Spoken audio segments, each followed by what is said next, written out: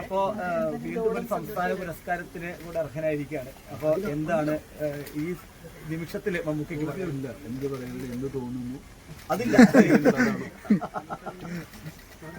Thank you. എൻ്റെ കൂടെ പുരസ്കാരങ്ങൾ നേടിയ എല്ലാവർക്കും, എൻ്റെ കോ ആക്ടേഴ്സ് ആസിഫിനും ടോവിനോയ്ക്കും, ഷംല ഹംസയ്ക്ക്, പിന്നെ സിദ്ധാർത്ഥ ബലഹൽ. Thank you.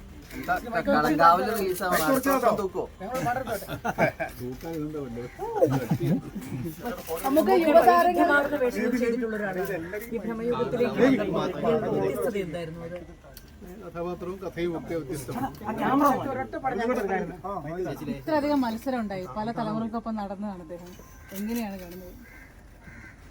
ഇതൊരു യാത്രയാണ്, കൂടെ നടക്കുന്ന ഒത്തിരി പേരുണ്ടാവും, അവരും നമ്മളൊപ്പം കൂട്ടുകാരും എന്ന് വിചാരിച്ചാൽ ഇതൊരു മത്സരം എന്ന് പറയാൻ പറ്റും. ഇല്ലേ, നമ്മൾ ഓട്ട മത്സരമൊന്നും അല്ല. പുതുതലമുറയാണ് ഇത്തവണ അവാർഡ് മുഴുവൻ കൊണ്ടുപോയിരിക്കുന്നത്. ഞാനെന്താ പഴയതാണ്, ഞാനും ഈ തലമുറപ്പെട്ട ആളാണ്. എൻ്റെ അല്ലേ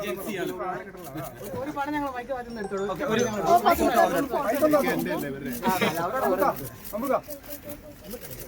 അയ്യോ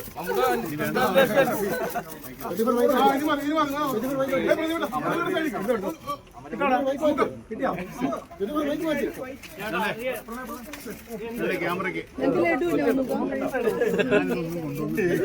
ഞാനിത് പടത്തിൽ പിന്നെ ക്യാമറ പോയി ലഡു വാങ്ങിച്ചു ഇത് പിന്നെ കാണുമ്പോൾ